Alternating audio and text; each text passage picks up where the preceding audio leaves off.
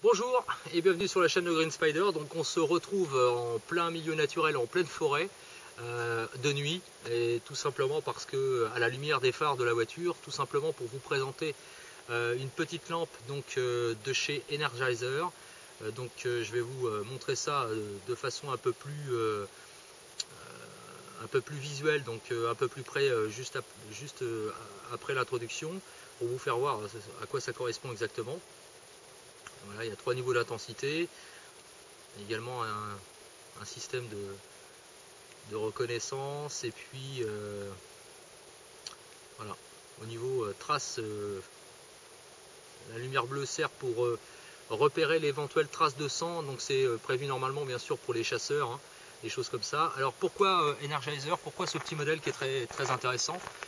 Parce que c'est très compact, ça fonctionne avec une seule pile de type LR06, c'est parfaitement étanche, c'est très léger, et puis c'est surtout qu'il y a quand même pas mal de modes qui sont intéressants, qui sortent un petit peu des sentiers battus de ce qu'on a l'habitude de voir dans le milieu tactique. Alors pour la petite information, il y a un modèle qui est pratiquement similaire et qui est destiné spécifiquement au milieu militaire, mais bien sûr nous ça ne nous intéressera pas trop.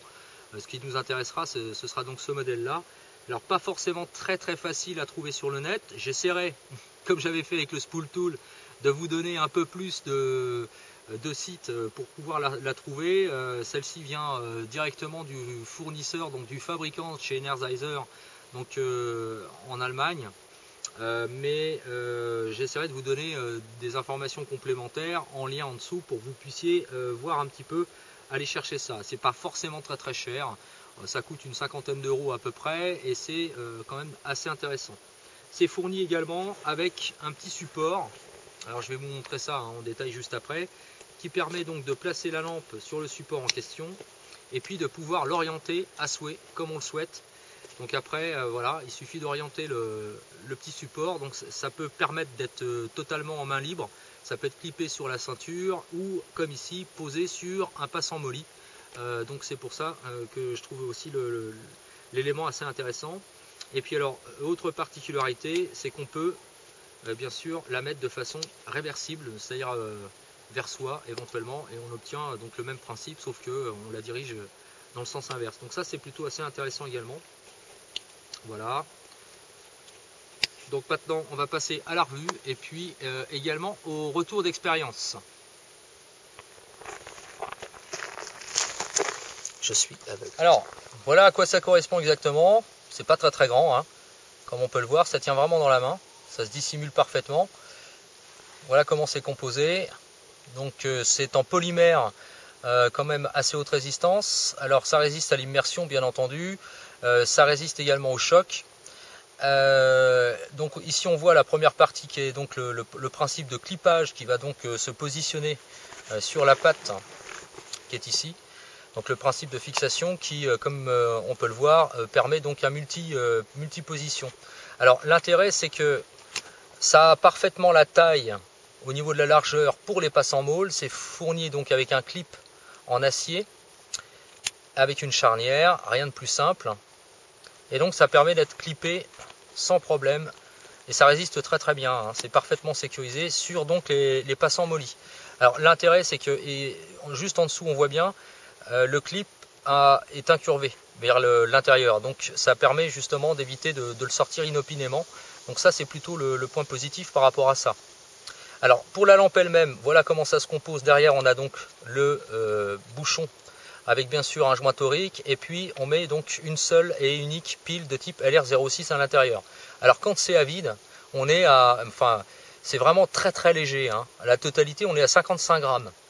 Pile comprise. Donc c'est vraiment super léger comme principe. Donc on verrouille bien entendu ici.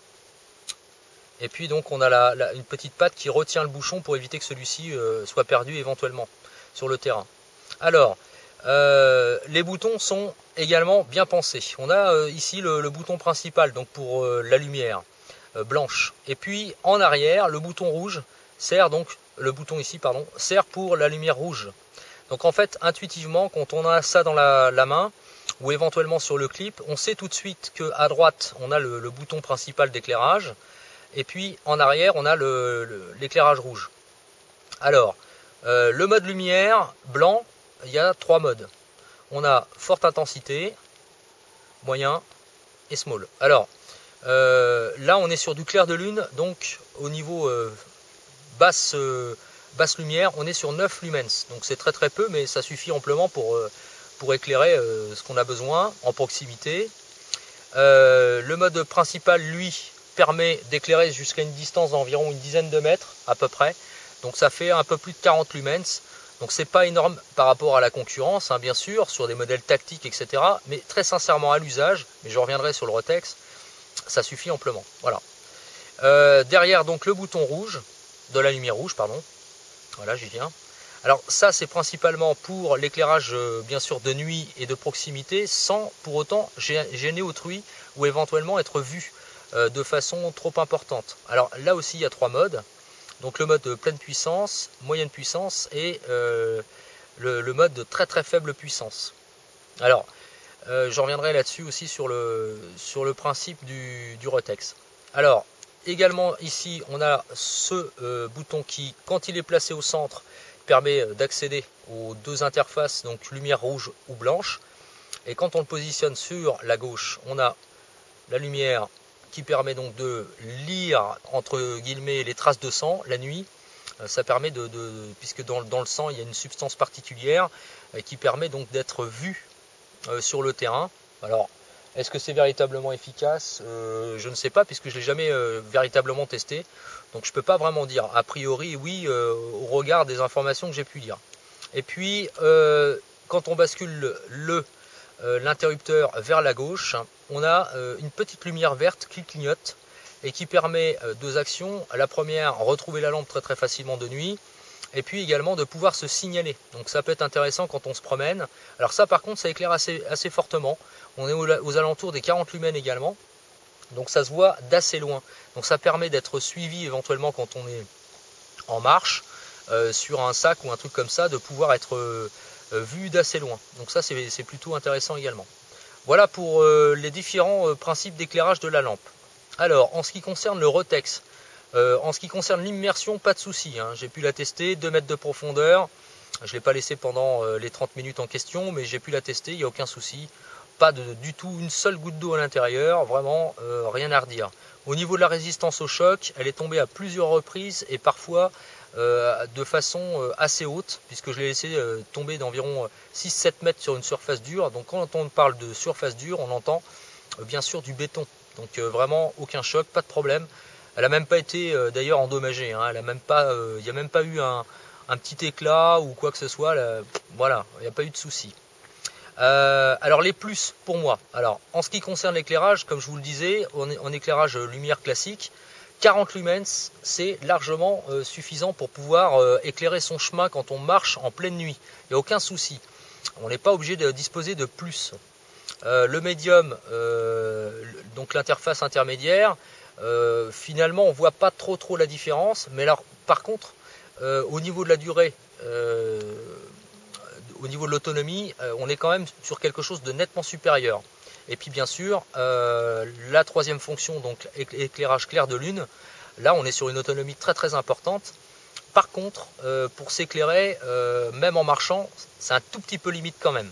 On distingue pas à hauteur de bonhomme, comme on dit, on ne distingue pas vraiment tout ce qu'il y a au sol. C'est vraiment très léger, hein. Vraiment, sincèrement. Voilà. Ensuite, éclairage rouge. Donc ça, par contre, pour la lisibilité des cartes, des choses comme ça, pas de problème. Ça fonctionne très bien. On voit très bien. C'est très agréable d'ailleurs. C'est pas une lumière qui est très violente. Donc même sur le papier assez blanc, on n'est pas ébloui, etc. On n'est pas vu du tout, puisque de très loin, il faut vraiment lancer le faisceau vers quelqu'un pour qu'il aperçoive donc la lumière rouge. Par contre, les 2 autres modes, et particulièrement le mode low, Faut avoir de très bons yeux quand même pour regarder, hein, sincèrement. Hein. C'est vraiment, on est très limite. On est en dessous d'ailleurs de l'éclairage clair de lune avec la fonction blanche. Donc c'est un petit peu limite quand même. Donc bon, voilà, quoi. C'est juste pour ça. Donc voilà. Alors par contre, le plus également, c'est le clippage. Alors ça, je trouve ça très bien. On peut carrément le mettre à l'horizontale. Hein. Voilà. Il suffit vraiment, si on insiste, voilà ce que ça représente. Alors ce qui est bien, c'est les deux positions, comme je vous le disais. Donc c'est-à-dire la position à la fois... Excellent, j'ai perdu la lampe. Je reviens. Ça, c'est les aléas du direct. Alors... Alors, voilà, on reprend. Donc, quand elle est dessus, il n'y a pas de problème. Quand on l'enclenche convenablement, bien entendu. Donc, quand on la met dessus... Elle est parfaitement sécurisée, elle risque pas de se promener, elle n'ira pas se planquer ailleurs, hein, sincèrement. Alors ce qui est bien, sincèrement, c'est bon, elle est sécurisée, elle bougera pas. Donc quand on est sur un passant moule comme ça de sac, par exemple sur une bretelle, on peut se permettre de l'orienter vers le bas et donc de pouvoir s'éclairer sans problème. Voilà, ça c'est intéressant. De même, étant donné qu'elle est réversible, on peut donc la mettre dans l'autre sens. Je vais essayer qu'elle, voilà. Comme ça, donc du coup, si on place ça sur un sac avec un passant différemment monté, par exemple, on peut penser à quelque chose sur le bord du sac, à l'horizontale ou quoi que ce soit, ça permet donc d'orienter la lampe vers soi ou d'éclairer par exemple l'intérieur d'un sac ou quelque chose comme ça, etc. Donc ça c'est plutôt pas mal. Donc les deux positions sont intéressantes. Et puis ça permet aussi d'être positionné sur une ceinture. Voilà. Donc ça aussi ça peut être pertinent. Donc voilà pour les points positifs et négatifs. Donc toujours une lampe qui n'est pas forcément très facile à retrouver sur le marché. C'est un petit peu dommage parce que finalement quand on regarde la gamme Energizer en magasin, il y a quand même pas mal de modèles différents, mais celle-ci, malgré qu'elle soit dans le mode civil, est quasiment introuvable. En tout cas en grande surface en France. C'est impossible de la trouver. Donc il faut vraiment aller sur le net.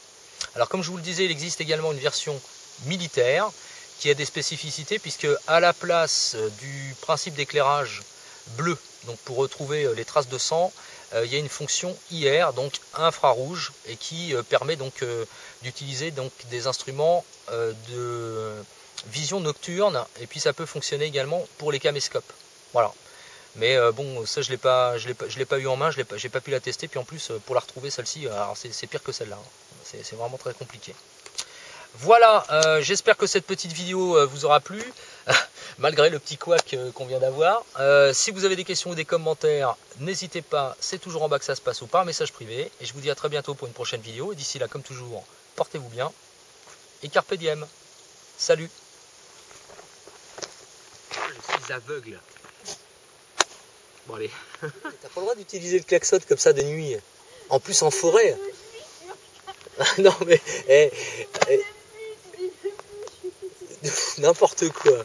Et tu sais, mais rien ne t'amuse toi. Hein. Alors ce qui est bien, c'est les deux positions, comme je vous le disais. Donc c'est-à-dire la position à la fois... Excellent.